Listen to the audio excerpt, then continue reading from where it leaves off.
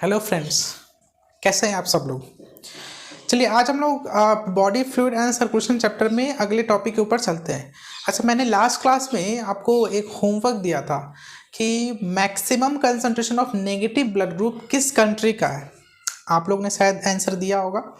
तो इसका आंसर है bask country of Europe continent. Europe continent के अंदर एक कंट्री है जिसका नाम है बास्क, BASQUE।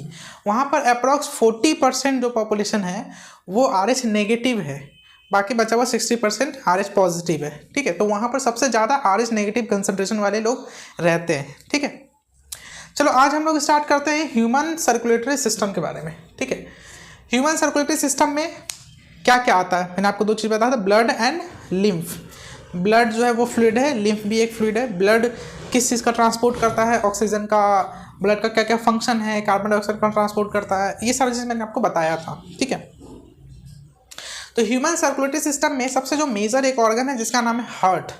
हार्ट क्या है? हार्ट एक मीजोडर्मली डिराइव्ड ऑर्गन है जो कि मीजोडर्म से डिराइव हुआ है।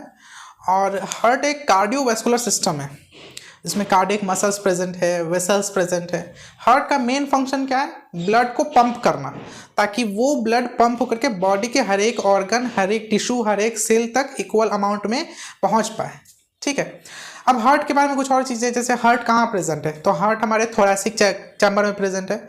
ये डायफ्राम के ऊपर वाला पोर्शन क्या हो गया? थोरैक्स। नीचे वाला हो गया एब्डोमेन। तो ऊपर वाले पोर्शन में प्रेजेंट है, यानी कि थोरैक्स में प्रेजेंट है।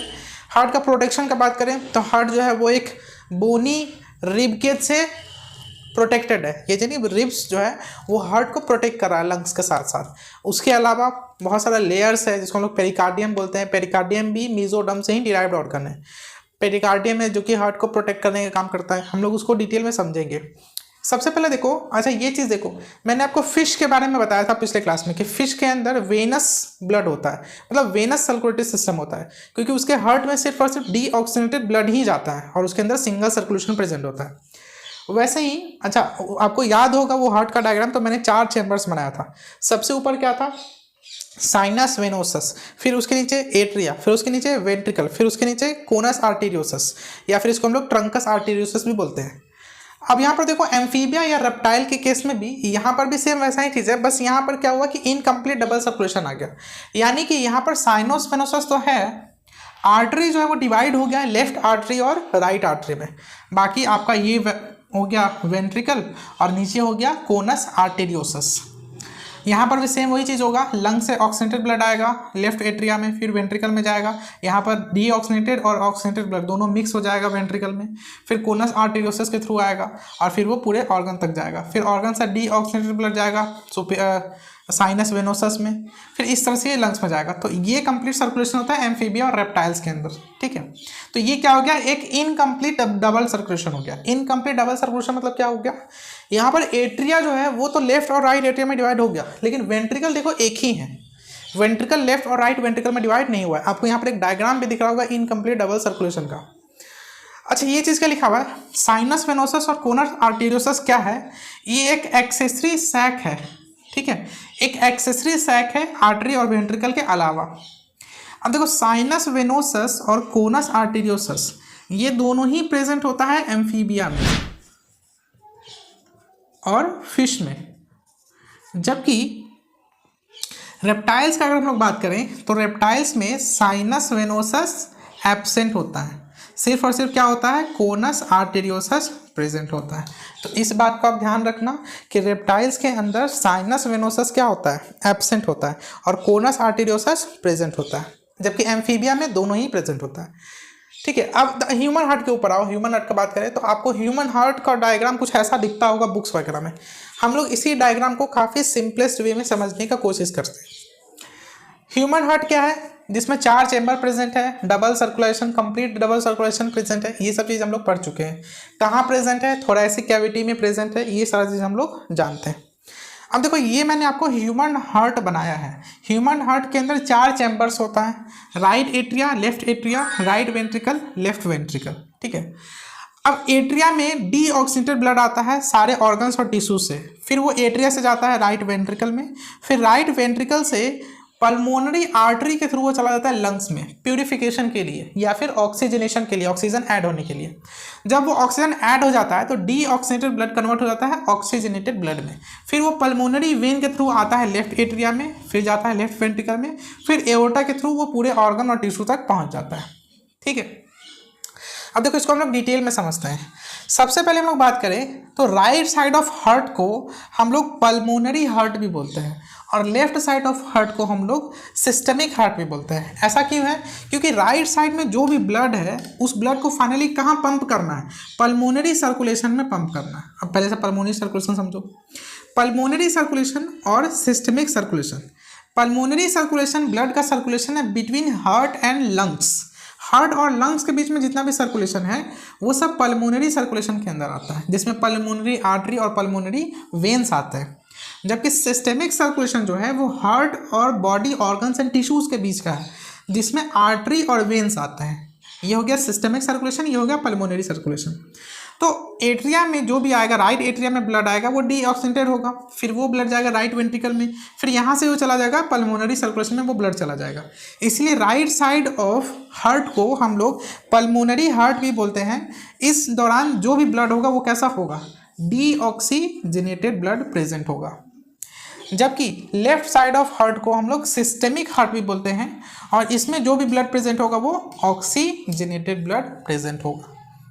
अब समझो यहाँ पर जो वेन्स के थ्रू डीऑक्सीजनेटेड ब्लड आ रहा है, ये जो वेन है ये वेन क्या लेके आ रहा है? ये पूरे बॉडी से डीऑक्सीजनेटेड ब्लड लेके आ रहा है, जिसमें ऑक्सीजन नहीं है, क्या है? कार्बन डाइऑक्साइड प्रेजेंट है। ये डीऑक्सीजनेटेड ब्लड को लेकर के आ रहा है राइट एट्रिया में 3 वेसल्स के थ्रू। तीनों वेसल्स का नाम क्या है ये समझो, superior vena cava, inferior vena cava और कोरोनरी साइनस। मैं यहाँ पर एक का फुल फॉर्म लिख देता हूँ, सुपीरियर वेना कावा, ये हो गया एसवीसी का फुल फॉर्म। उसी तरह से इंफीरियर वेना कावा और सीएस का मतलब हो गया कोरोनरी साइनस। ठीक है, तो आप इसका फुल फॉर्म लिख लेना अपने नोट्स में। तो सुपीरियर वेना कावा जो है, नाम से समझो, सुपीरियर मतलब क्या होगा? ऊपर, यानी कि हार्ट के ऊपर जो भी बॉडी पार्ट प्रेजेंट है, यहाँ से टोटल डीऑक्सीजनेटेड ब्लड लेकर के हार्ट में कौन जा रहा है? Superior vena cava. Inferior vena cava क्या है? हार्ट के नीचे जो भी बॉडी का पार्ट है वहाँ से डीऑक्सीजनेटेड ब्लड लेकर हार्ट में कौन जा रहा है? Inferior vena cava. और कोरोनरी साइनस क्या है? हम लोग पढ़ेंगे आगे, कोरोनरी सर्कुलेशन। वो कोरोनरी सर्कुलेशन हार्ट के अंदर जो वेसल्स प्रेजेंट है, अब हार्ट के अंदर भी मसल्स वगैरह प्रेजेंट है ना, तो उनको भी ऑक्सीजन चाहिए, वो भी कार्बन डाइऑक्साइड रिलीज करेंगे। तो हार्ट के अंदर जो भी वेसल्स का सर्कुलेशन है उसको हम लोग बोलते हैं कोरोनरी सर्कुलेशन। तो कोरोनरी सर्कुलेशन में से जो भी डीऑक्सीजनेटेड ब्लड है वो कोरोनरी साइनस लेकर के आएगा हार्ट में। और कहाँ खुलेगा? ये तीनों वेसल्स कहाँ जाके ओपन होगा? राइट एट्रिया में जाकर के ओपन हो जाएगा। ठीक है, अब राइट एरिया से वही ब्लड कहाँ जाएगा? राइट वेंट्रिकल में जाएगा, फिर राइट वेंट्रिकल से वो पल्मोनरी आर्टरी में चला जाएगा। अब देखो एक चीज़ और डाटा है कि हमारे बॉडी में जितने भी आर्टरीज हैं वो ऑक्सीजनेटेड ब्लड को कैरी करते हैं, accept pulmonary artery. Pulmonary artery देखो डीऑक्सीजनेटेड ब्लड को कैरी कर रहा है। और हमारे बॉडी में जितने भी वेन्स हैं वो डीऑक्सीजनेटेड ब्लड को कैरी करते हैं, एक्सेप्ट पल्मोनरी वेन, ये ऑक्सीजनेटेड ब्लड को कैरी करता है। आप इसको ऐसे भी समझ सकते हैं कि जितने भी वेसल्स हार्ट की तरफ जा रहे हैं वो वेन कहलाएंगे और जितने भी वेसल्स हार्ट से दूर जा रहे हैं वो आर्टरी कहलाएंगे। जैसे देखो यहाँ पर ये हार्ट की तरफ जा रहा है तो ये वेन है, यहाँ पर भी ये हार्ट की तरफ जा रहा है तो ये पल्मोनरी वेन है, यहाँ से ये हार्ट से दूर जा रहा है तो ये एओर्टा मतलब आर्टरी है, और यहाँ पर भी ये हार्ट से दूर जा रहा है तो ये भी पल्मोनरी आर्टरी है। ठीक है, अब देखो ये चला गया राइट वेंट्रिकल में, फिर ये लंग्स में जाएगा, ऑक्सीजन ऐड होगा, फिर पल्मोनरी वेन के थ्रू ये लेफ्ट एट्रिया में ओपन हो जाएगा। अच्छा, यहाँ पर जो लेफ्ट एट्रिया में ओपन हो रहा है पल्मोनरी वेन, वो टोटल 4 वेसल्स होता है, मतलब 4 पल्मोनरी वेन लेफ्ट एट्रिया में ओपन होता है। चारों वेसल्स का अपना अपना अलग ओपनिंग प्रेजेंट होता है। ठीक है, अच्छा एक चीज़ और समझो कि एट्रिया का जो भी वॉल्यूम होगा, जो भी साइज होगा, उसके कंपैरिजन में वेंट्रिकल का साइज बड़ा होगा। और वेंट्रिकल में भी अगर हम लोग बात करें तो लेफ्ट वेंट्रिकल का साइज सबसे बड़ा होगा। यानी कि हार्ट के चारों चैम्बर में से सबसे बिगेस्ट चैम्बर का हम लोग बात करें तो वो कौन हो जाएगा? लेफ्ट वेंट्रिकल हो जाएगा। वेंट्रिकल के अंदर मसल्स का लेयर भी थिक होता है। क्यों? क्योंकि देखो वेंट्रिकल को ब्लड को पंप करना है पूरे बॉडी तक, तो सबसे थिकेस्ट मसल जो प्रेजेंट होता है वो लेफ्ट वेंट्रिकल में होता है, और ये लाइट कलर का भी होता है as compare to right atrium. बाकी हम लोग मसल्स के बारे में और डिटेल में समझेंगे। अब नेक्स्ट वेल्व के बारे में समझ लो। वेल्व क्या होता है? वेल्व एक तरह का गेट है, ओपनिंग है। अब इस गेट को खोलने के लिए कोई इंसान नहीं बैठा हुआ है, ये गेट खुलता है प्रेशर से। प्रेशर बढ़ेगा तो ये गेट अपने आप खुल जाएगा। दूसरी बात समझो, ये जितने भी वेल्व मैंने लिखे हैं सारे वेल्व जो है वो यूनी डायरेक्शनल ओपन होता है, सिर्फ एक ही डायरेक्शन में ओपन होंगे, दूसरे डायरेक्शन में ये ओपन नहीं होंगे। जैसे राइट एट्रिया और राइट वेंट्रिकल के बीच में जो वेल्व प्रेजेंट है वो है ट्राइकस्पिड वल्व। अब यहाँ पर ट्राइकस्पिड वल्व आपको दिख रहा होगा। ट्राइकस्पिड क्यों है? क्योंकि इसके अंदर 3 फ्लैप्स प्रेजेंट होता है। जैसे मान लो ये वल्व है तो ये वल्व डिवाइडेड होगा 3 फ्लैप्स में, 1 2 3, या फिर इसको हम 3 कस्प भी बोलते हैं, इसलिए इसका नाम है ट्राइकस्पिड। जबकि बाइकस्पिड में हम लोग देखेंगे तो सिर्फ एक ही डिवीजन होगा, यानी कि 1 और 2, 2 ही कस्प या 2 ही फ्लैप प्रेजेंट होगा, इसलिए इसका नाम होता है बाइकस्पिड वल्व। और बाइकस्पिड वल्व को ही हम लोग मिटरल वल्व भी बोलते हैं, इस बात को ध्यान रखना। तो राइट एट्रिया और राइट वेंट्रिकल के बीच में प्रेजेंट है ट्राइकस्पिड वल्व, लेफ्ट एट्रिया और लेफ्ट वेंट्रिकल के बीच में प्रेजेंट है बाइकस्पिड वल्व, और 2 सेमी लूनर वल्व प्रेजेंट है। एक तो है पल्मोनरी सेमी लूनर वल्व और दूसरा है aortic semi lunar valve. Semi lunar valve जो होता है वो भी ट्राइकस्पिड ही होता है, मतलब उसमें भी 3 फ्लैप्स प्रेजेंट होता है सेमी लूनर वल्व में, दोनों ही सेमी लूनर वल्व में। अब इसका नाम पल्मोनरी सेमी लूनर वल्व क्यों है? क्योंकि यहाँ से ब्लड कहाँ जाएगा? पल्मोनरी सर्कुलेशन में जाएगा। और इसका नाम एओर्टिक सेमी लूनर वल्व क्यों है? क्योंकि यहाँ से जो भी ब्लड जाएगा वो एओर्टा में जाएगा, इसलिए इसका नाम एओर्टिक सेमी लूनर वल्व है। अच्छा, ये देखो सेप्टम का अगर हम बात करें तो राइट एट्रिया और लेफ्ट एट्रिया में जो ये डिवीजन है, ये जो सेप्टम है जो राइट एट्रिया और लेफ्ट एट्रिया को डिवाइड कर रहा है, इस सेप्टम को हम लोग बोलते हैं इंटर एट्रियल सेप्टम। मैं लिख देता हूं इंटर एट्रियल सेप्टम। उसी तरह से दोनों वेंट्रिकल को डिवाइड करने वाले लेयर को हम लोग क्या बोलेंगे? Inter ventricular septum. ठीक है। अब एट्रिया और वेंट्रिकल को डिवाइड करने वाला भी जो ये लेयर है, इस लेयर का भी नाम है, इस सेप्टम को हम लोग बोलते हैं एट्रियो वेंट्रिकुलर सेप्टम। मैं कहाँ लिख दूँ? मैं यहाँ पे लिख देता हूँ एट्रियो वेंट्रिकुलर सेप्टम। तो 3 तरह का सेप्टम मैंने आपको बताया। पहला जो कि राइट एट्रिया और लेफ्ट एट्रिया को डिवाइड कर रहा है, इसका नाम क्या होगा? Inter atrial septum. दूसरा जो राइट वेंट्रिकल और लेफ्ट वेंट्रिकल को डिवाइड कर रहा है, इसका क्या नाम होगा? Inter ventricular septum. और तीसरा जो कि एट्रिया और वेंट्रिकल को सेपरेट कर रहा है, उसका क्या नाम होगा? Atrio ventricular septum. तो ये तो आपको मैंने बेसिक चीज़ें बताई ह्यूमन हार्ट से रिलेटेड। चलिए हम लोग हार्ट के बारे में और समझते हैं, हार्ट के प्रोटेक्शन के बारे में समझते हैं कि हार्ट का आउटर वॉल, इनर वॉल कैसा कैसा किस किस मसल से बना होता है। ठीक है, आइए नेक्स्ट हम लोग समझते हैं कुछ और बातें ह्यूमन हार्ट के बारे में। अच्छा, मैंने अभी आपको पल्मोनरी सर्कुलेशन और सिस्टमिक सर्कुलेशन को बताया है, उसी को मैं यहाँ रिटन फॉर्म में लिख दे रहा हूँ। तो पल्मोनरी सर्कुलेशन क्या होता है? Circulation between heart and lungs. और सिस्टमिक सर्कुलेशन क्या होता है? Circulation between heart and organs. तो देखो क्या होता है, सबसे पहले हार्ट के राइट वेंट्रिकल से, राइट वेंट्रिकल मतलब ये वाला पार्ट, राइट वेंट्रिकल से लंग्स में ब्लड चला जाता है। ये जो ब्लड जा रहा है वो कैसा ब्लड है? डीऑक्सीनेटेड ब्लड है। और इसको लेके कौन जा रहा है लंग्स तक? Pulmonary artery. फिर लंग्स से ऑक्सीजन ऐड होगा और वो ऑक्सीजनेटेड ब्लड कहाँ पर आएगा? हार्ट में आएगा। हार्ट के किस चैम्बर में आएगा? लेफ्ट एट्रियम में, यानी कि यहाँ पर आएगा। कौन सा वेन लेकर के आएगा? पल्मोनरी वेन लेकर के आएगा ऑक्सीजनेटेड ब्लड। तो ये हो गया हम लोग का पल्मोनरी सर्कुलेशन। सॉरी। फिर उसी तरह से है सिस्टमिक सर्कुलेशन। ये कैसे जाएगा? हार्ट के लेफ्ट वेंट्रिकल से ऑक्सीजनेटेड ब्लड कहाँ जाएगा? पूरे ऑर्गन्स तक जाएगा। कौन लेकर जाएगा? एओर्टा लेकर के जाएगा। फिर ऑर्गन से डीऑक्सीजनेटेड ब्लड लेकर कौन आएगा? Vena cava. और कहाँ पर ओपन होगा? हार्ट के राइट एट्रियम, यानी कि यहाँ पर। तो ये था pulmonary circulation and systemic circulation. अब हार्ट के कवरिंग के बारे में समझो। एक्सटर्नल स्ट्रक्चर ऑफ हार्ट में अगर हम लोग देखें तो हार्ट के ऊपर पेरिकार्डियम का लेयर प्रेजेंट होता है। पेरिकार्डियम क्या है? प्रोटेक्शन प्रोवाइड करता है हार्ट को बहुत सारे तरीके से। एक तो प्रोटेक्शन बोनी रिबकेज प्रोवाइड कर रहा है, जो कि दोनों लंग्स के बीच में हार्ट प्रेजेंट है, लंग्स को भी प्रोटेक्ट कर रहा है, हार्ट को भी प्रोटेक्ट कर रहा है। दूसरा अगर मैं बात करूं तो हार्ट को पेरिकार्डियम भी जो है वो मेम्ब्रेन लाइक स्ट्रक्चर है, जो कि हार्ट को प्रोटेक्शन प्रोवाइड करा रहा है। पेरिकार्डियम का ओरिजिन कैसा है? मीजोडर्मल ओरिजिन है, और ये बना हुआ किस चीज़ से? सिंपल स्क्वैमस एपिथेलियम से बना हुआ है। अब ये पेरिकार्डियम का 2 लेयर्स प्रेजेंट होता है। जैसे हम लोग पढ़े थे लंग्स का 2 लेयर होता है, outer pleura and inner pleura, उसी तरह से हार्ट का भी 2 लेयर होता है, outer pericardium and inner pericardium. Outer pericardium को हम लोग पेराइटल पेरिकार्डियम बोलते हैं और इनर पेरिकार्डियम को हम लोग विसरल पेरिकार्डियम बोलते हैं। अब क्योंकि दोनों के बीच में स्पेस प्रेजेंट है, कैविटी खाली जगह प्रेजेंट है, तो इसलिए हम लोग को पेरिकार्डियल ये कैविटी को क्या बोलते हैं, पेरिकार्डियल कैविटी बोलते हैं।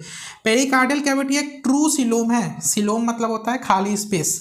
ट्रू क्यों बोल रहे हैं, क्योंकि दो पेरिकार्डियल के बीच में ये खाली जगह प्रेजेंट है, तो इसलिए ये ट्रू सिलोम है। अब इस पेरिकार्डियल कैविटी के बीच में क्या होगा, एक फ्लूइड होगा, वो फ्लूइड का क्या नाम है, pericardial fluid. Pericardial fluid heart को किस किस चीज़ से प्रोटेक्ट करेगा, एक तो शॉक को एब्जॉर्ब करेगा, दूसरा हार्ट को मॉइस्चराइज करेगा, मॉइस्चर प्रोवाइड कराएगा, और तीसरा जो हार्ट पंप कर रहा है, कॉन्ट्रैक्शन और रिलैक्सेशन हो रहा है, इससे क्या होगा, फ्रिक्शन जनरेट होगा, उस फ्रिक्शन से हार्ट को प्रोटेक्ट भी करता है ये पेरिकार्डियल कैविटी या फिर पेरिकार्डियल फ्लूइड। नेक्स्ट अगर हम लोग हार्ट के वॉल का बात करें, यानी कि ये जितने भी वॉल्स हैं हार्ट के, ये वॉल किन किन चीज़ों से मिलकर बने हैं, तो ये वॉल जो है 3 लेयर से बना होता है। देखो बीच में ब्लैक कलर का आपको थिक लेयर दिख रहा होगा, बाकी दोनों तरफ थिन लेयर दिख रहा होगा ब्लू कलर का।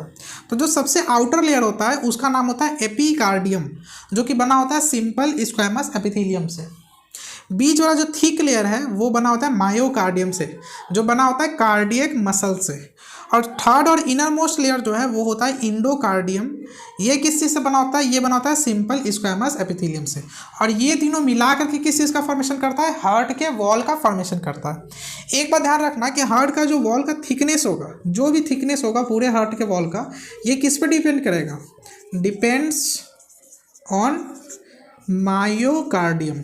मायोकार्डियम जो कि एक कार्डियक मसल्स का बना हुआ है, उस पर डिपेंड करेगा हार्ट का वॉल का थिकनेस, क्योंकि एपिकार्डियम और इंडोकार्डियम तो सिंपल स्क्वैमस एपिथेलियम है जो कि काफ़ी थिन लेयर होगा, तो जो भी मोटाई होगा हार्ट के वॉल का वो मायोकार्डियम पे ही डिपेंड करेगा। चलिए नेक्स्ट हम लोग देख लेते हैं इनर स्ट्रक्चर ऑफ हार्ट के बारे में। आइए नेक्स्ट हम लोग समझ लेते हैं इंटरनल स्ट्रक्चर ऑफ हार्ट के बारे में। ठीक है, देखो अब हार्ट के इंटरनल स्ट्रक्चर का मैं बात करूं तो सबसे पहले अगर हम लोग एट्रिया में देखेंगे, ये क्या हो गया राइट एट्रिया, ये क्या हो गया लेफ्ट एट्रिया। तो एट्रिया में एक मस्कुलरचर रिज प्रेजेंट होता है, मतलब मसल्स का इस तरह का रिजेस प्रेजेंट होता है। ये जो मस्कुलरचर रिज है ये एट्रियोवेंट्रिकल फोरामेन तक जाता है। एट्रियोवेंट्रिकल फोरामेन मतलब क्या हो गया, फोरामेन मतलब होता है ओपनिंग, होल या फिर पासेज। तो एट्रिया और बीच में जो होल प्रेजेंट है एट्रिया और वेंट्रिकल के बीच में, इसी को हम लोग बोलते हैं एट्रियोवेंट्रिकल फोरामेन। तो ये जो मसल्स का रिजेज है ये एट्रियोवेंट्रिकल फोरामेन तक ही जाता है, दोनों तरफ प्रेजेंट होता है। इसी मसल्स को हम लोग बोलते हैं मस्कुलाई पैक्टिनिटी। ठीक है, अब इसमें इसका अपीयरेंस हम लोग देखेंगे तो कॉम्ब के टीथ की तरह दिखता है। देखो ये जो इसका अपीयरेंस है ये काफ़ी शार्प इसका बॉर्डर कॉर्नर होता है, तो ये कॉम्ब के टीथ की तरह दिखता है, कंघा के दांत की तरह ये दिखता है, इसीलिए इसको हम लोग कॉम्ड मसल भी बोलते हैं। ठीक है, इस बात को ध्यान रखना। अगर हम लोग वेंट्रिकल का बात करें तो मैंने आपको स्टार्टिंग में बताया था कि वेंट्रिकल का जो थिकनेस होता है वो एट्रिया के कंपैरिजन में काफ़ी ज़्यादा होता है, और वेंट्रिकल में भी लेफ्ट वेंट्रिकल का थिकनेस सबसे मैक्सिमम होता है, क्योंकि लेफ्ट वेंट्रिकल को ब्लड को पंप करना होता है ऑर्गन्स तक, इसलिए यहाँ पर सबसे मोटा मसल्स होता है जो कि प्रेशर को झेल सके, प्रिवेंट कर सके। अब देखो ये जो मसल्स प्रेजेंट है हार्ट के अंदर, ये सारे जो आपको मसल्स दिख रहे हैं, इन मसल्स का क्या नाम है, ट्रेबिक्यूलर कार्ने या फिर कॉल्यूमिने कार्ने, ये मसल्स का नाम है। इसी मसल्स के ऊपर देखोगे तो छोटा छोटा ridge like pyramidal structure present है, ये भी मसल्स का ही है। इस मसल्स को हम लोग बोलते हैं पैपिलरी मसल्स। पैपिलरी मसल्स का फंक्शन है, देखो फंक्शन क्या है, जैसे ये जो आपको वायर जैसा स्ट्रक्चर दिख रहा है, ट्यूब मतलब पतला पतला जो आपको कॉर्ड दिख रहा है, इस कॉर्ड्स का नाम होता है कार्डे टेंडने। ये कॉर्ड्स जो है ये काफ़ी ज़्यादा यूज़फुल है। कैसे यूज़फुल है, देखो सबसे पहले कि ये कॉर्ड का एक साइड जो है वो पैपिलरी मसल से कनेक्टेड है, जबकि दूसरा साइड जो है वो एट्रियोवेंट्रिकुलर वल्व से कनेक्टेड है, यानी एट्रिया और वेंट्रिकुलर के बीच में जो वल्व है वहाँ से ये कनेक्टेड है। इधर हो गया ट्राइकस्पिड, इधर हो गया बाइकस्पिड। अभी जो कार्डे टेंडन है ये कोलाजिनस होता है, यानी कि इसमें इलास्टिक प्रॉपर्टी नहीं होता है, ये स्ट्रेच नहीं होगा रबर की तरह, ये इन इलास्टिक होता है, जिसके वजह से क्या होता है कि ये प्रिवेंट करता है ये वॉल के वल्व को। जो ये मान लीजिए ये ट्राइकस्पिड है, इसके तीनों वल्व में ये कार्डियक टेंडन नीचे की तरफ से लगा हुआ है, ये क्या कर रहा है, इसको नीचे की तरफ स्ट्रेच करके रख रहा है। जब वेंट्रिकल कॉन्ट्रैक्ट करेगा, वेंट्रिकल का सिस्टोल होगा, तो वेंट्रिकल का प्रेशर इंक्रीज होगा। प्रेशर इंक्रीज हो जाने की वजह से ये जो कस्प है, ये जो फ्लैप है ट्राइकास्पिड वॉल का, ये ऊपर की तरफ ना चला जाए, उसको बैक फ्लो को रोकता है। किसके बैक फ्लो को? ये कस्प के, यानी कि ये फ्लैप के बैक फ्लो को एट्रियम में ना चला जाए, इसको प्रिवेंट करता है। देखो, prevent pushing of flaps into atrium, atrium की तरफ फ्लैप्स पुश ना हो जाए, इससे प्रिवेंट करता है, इसको नीचे की तरफ खींच के रखता है। ठीक है, क्योंकि अगर ये ऊपर की तरफ चला जाएगा फ्लैप, तो ये फ्लैप ऊपर की तरफ ओपन हो जाएगा, तो ब्लड वापस से वेंट्रिकल से एट्रिया में चला जाएगा, जो कि नहीं करना है ना। एट्रिया से वेंट्रिकल में ब्लड जाएगा। मैंने आपको स्टार्टिंग में बताया था कि ब्लड जो है वो वाल्व के थ्रू यूनी डायरेक्शनल फ्लो करता है, यानी ये जो भी वाल्व है ये खुलेगा नीचे की तरफ, ऊपर की तरफ ये नहीं खुलेगा। आपको ये इंटरनल स्ट्रक्चर के बारे में समझ में आया होगा। यहाँ पर मस्कुलर पेक्टाइड, ट्यूबुलर ट्राबिकुलर कार्ने या फिर कोलुमिनरी कार्ने और पैपिलरी मसल्स इंपॉर्टेंट है, इसको ध्यान रखना आप। अच्छा, कुछ डिफरेंसेस है, जैसे अगर ह्यूमन एम्ब्रायोनिक हार्ट की बात करें, यानी कि जब एक फीटस का डिलीवरी से पहले जब वो मदर के यूटरस में रहता है, तो उस समय जो उसका एम्ब्रायोनिक डेवलपमेंट चलता रहता है, उस समय टोटल वहाँ पर 6 वल्व्स प्रेजेंट होता है। यहाँ पर आपको 4 वल्व दिख रहा होगा, ट्राइकास्पिड, बाइकास्पिड, एक इधर सेमीलुनर वल्व होता है जिसको हम लोग एओर्टिक सेमीलुनर वल्व भी बोलते हैं, और एक इधर सेमीलुनर वल्व होता है जिसको हम लोग पल्मोनरी सेमीलुनर वल्व भी बोलते हैं। तो 4 आपको वल्व यहाँ पर दिख रहा है। यहाँ पर 2 एक्स्ट्रा वल्व होता है एम्ब्रायोनिक स्टेज में, एक है थेबेसियन और दूसरा यूस्टेकियन। थेबेसियन और यूस्टेकियन जो है जब वो फीटस में डेवलप, मतलब जब वो उसका डिलीवरी हो जाता है, उसके बाद ये दोनों वल्व जो है वो खत्म हो जाता है, फिर वो नहीं विजिबल होता है। ये जो थेबेसियन है ये मर्ज हो जाता है किसमें? कोरोनरी साइनस में। और ये जो यूस्टेकियन है ये मर्ज हो जाता है किसमें? इन्फीरियर वेना कावा में, इसमें ये जाकर के मर्ज होता है। तो inferior vena cava, coronary sinus में ये दोनों वल्व जाकर के मर्ज हो जाता है, इसलिए हम लोग को इन्फेंट स्टेज में ये दोनों वल्व देखने को नहीं मिलता है। कुछ और डिफरेंसेस है फीटल हार्ट और एडल्ट हार्ट के बीच में। सबसे पहला है फोरामेन ओवेल। आप देखेंगे कि ये जो 2 एट्रिया है, दोनों के बीच के वॉल को क्या बोलते हैं? Inter atrial septum. तो इंटर एट्रियल वॉल पे एक समय में एक वल्व हुआ करता था, यहाँ पर भी एक ओपनिंग हुआ करता था फीटल स्टेज में। इसी ओपनिंग को हम लोग बोलते हैं फोरामेन ओवेल, जिसकी वजह से जो ब्लड है वो एट्रिया से वेंट्रिकल और वेंट्रिकल से एट्रिया में क्रॉस हो जाता था। आपको फोरामेन ओवेल का यहाँ पर डायग्राम भी दिख रहा होगा। लेकिन जब वही अडल्ट स्टेज में हो जाता है तो ये फोरामेन ओवेल डिसइंटीग्रेट हो जाता है और मसल्स में कन्वर्ट हो जाता है, उसका नाम है फोसा ओवेलिस। यानी फोसा ओवेलिस, फोरामेन ओवेल दिखता है फीटल स्टेज में, अडल्ट स्टेज में वही फोरामेन ओवेल जो है मसल से कवर हो जाता है, उसी मसल्स को हम लोग बोलते हैं फोसा ओवेलिस। नेक्स्ट ये क्या है? Ductus arteriosus. आप देखेंगे तो फीटल स्टेज में ये जो पल्मोनरी आर्टरी है और ये जो एओर्टा है, ये क्या हो गया? पल्मोनरी आर्टरी, और ये क्या हो गया? एओर्टा। ये दोनों जो है वो कनेक्टेड था एक समय में फीटल स्टेज में, इसी कनेक्शन को बोला जाता था डक्टस आर्टेरियोसस। लेकिन जब एडल्ट स्टेज में पहुंच गए तो ये डक्टस आर्टेरियोसस खत्म हो गया, लिगामेंट का एक लेयर बस प्रेजेंट रह गया, उसी लेयर को हम लोग बोलते हैं लिगामेंटम आर्टेरियोसम। तो ये डिफरेंसेस है, फीटल हार्ट में 4 की जगह 6 वल्व प्रेजेंट था, एडल्ट में वही 6 कन्वर्ट होकर के 4 में आ गया। फीटल हार्ट में फोरामेन ओवेल था, अडल्ट में यही फोरामेन ओवेल कन्वर्ट हो गया फोसा ओवेलिस में। फीटल स्टेज में डक्टस आर्टेरियोसस था, एडल्ट हार्ट में डक्टस आर्टेरियोसस कन्वर्ट होकर के किस में चला गया? लिगामेंटम आर्टेरियोसम में कन्वर्ट हो गया। तो ये डिफरेंसेस है फीटल और एडल्ट हार्ट के बारे में। ठीक है, नेक्स्ट हम लोग कोरोनरी सर्कुलेशन के बारे में देख लेते हैं कि कोरोनरी सर्कुलेशन क्या होता है। नेक्स्ट हम लोग समझ लेते हैं कोरोनरी सर्कुलेशन के बारे में। मैंने आपको इसके बारे में ब्रीफ में बताया है। कोरोनरी सर्कुलेशन क्या होता है भाई? हार्ट में भी मसल्स प्रेजेंट है, उन मसल्स का क्या नाम है? उन मसल्स का नाम है कार्डियक मसल्स। तो कार्डियक मसल्स को भी ऑक्सीजन चाहिए, ऑक्सीजन रिक्वायरमेंट वहाँ भी है, वो भी क्या करेंगे? एक्सक्रीटरी प्रोडक्ट में CO2 एक्सेल करेंगे। तो ये ऑक्सीजन और CO2 को ट्रांसपोर्ट कराने के लिए भी वहाँ पर भी आर्टरी और वेन का ज़रूरत पड़ेगा। तो उसी आर्टरी और वेन के नेटवर्क को हम लोग बोलते हैं coronary circulation inside the heart. देखो क्या होता है, यहाँ पर आर्टरी और वेन की जगह हम लोग बोलते हैं कोरोनरी आर्टरी और कोरोनरी वेन। कोरोनरी आर्टरी क्या कैरी करेगा? ऑक्सीजनेटेड ब्लड, और कोरोनरी वेन क्या कैरी करेगा? Deoxygenated blood. जैसे देखो यहाँ पर RCA का मतलब क्या है? राइट कोरोनरी आर्टरी, तो ये क्या कैरी करेगा? Oxygenated blood. वैसे ही राइट कोरोनरी वेन ये क्या कैरी करेगा? Deoxygenated blood. वैसे यहाँ पर भी देखो लेफ्ट कोरोनरी वेन और लेफ्ट कोरोनरी आर्टरी। सबसे पहले क्या होता है कि जैसे ही हार्ट के लेफ्ट वेंट्रिकल से ऑक्सीजनेटेड ब्लड पंप आउट होता है एओर्टा में, सेमिलुनर वाल्व के थ्रू, जिसको हम लोग एओर्टिक सेमिलुनर वाल्व भी बोलते हैं। तो इसी एओर्टा से कनेक्टेड होता है राइट कोरोनरी आर्टरी और लेफ्ट कोरोनरी आर्टरी। ये राइट और लेफ्ट कोरोनरी आर्टरी क्या करेगा, ऑक्सीजनेटेड ब्लड को लेकर के हार्ट के मसल्स में पहुंचा देगा, जो कि है कार्डियक मसल्स, जिसको हम लोग क्या बोलते हैं, मायोकार्डियम भी बोलते हैं, जो कि वॉल का मिडिल लेयर है, जो कि कार्डियक मसल्स का बना होता है। तो मायोकार्डियम में वो ऑक्सीजनेटेड ब्लड को पहुंचा देगा।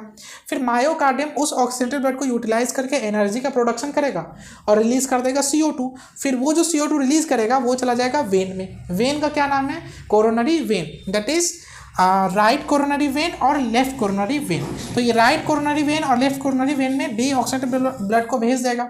फिर वो डीऑक्सीजनेटेड ब्लड लेके कहाँ जाएगा, यहाँ पे, इसका क्या नाम है, कोरोनरी साइनस। ये कोरोनरी साइनस के थ्रू क्या होगा, डीऑक्सीजनेटेड ब्लड कहाँ चला जाएगा, राइट एट्रियम में आपका चला जाएगा। फिर यहाँ से ये सर्कुलेशन वापस से होते रहेगा। इसी सर्कुलेशन को हम लोग बोलते हैं कोरोनरी सर्कुलेशन। अच्छा, कोरोनरी सर्कुलेशन में ही आप देखिएगा, तो ये जो आपका लिम्ब आया है, नीचे आया है, जो कि ऑक्सीजनेटेड ब्लड को लेके आ रहा है, इसी लिम्ब को हम लोग बोलते हैं लाडा। लाडा का फुल फॉर्म क्या होता है, left anterior descending artery. Left anterior descending artery, जो कि हार्ट के अपर पार्ट में खुलता है, वहां पर ऑक्सीजनेटेड ब्लड को लेकर के जाता है। आपको लाडा यहाँ पर दिख भी रहा होगा। तो ये जो लेफ्ट कोरोनरी डिसेंडिंग आर्टरी है, ये काफ़ी इंपॉर्टेंट है भाई, क्योंकि इसमें देखो, इसी में क्या होता है कि अगर इसका 60% ब्लॉकेज भी हो गया, इस लाडा में 60% भी अगर ब्लॉकेज हो गया, तो वो हार्ट अटैक को लीड कर सकता है। इस बात को आप ध्यान रखिएगा, है ना। तो ज़रूरी नहीं कि 100% ब्लॉक होना चाहिए। अगर ये लाडा में 60% भी ब्लॉकेज हो गया तो वो हार्ट अटैक को लीड कर सकता है।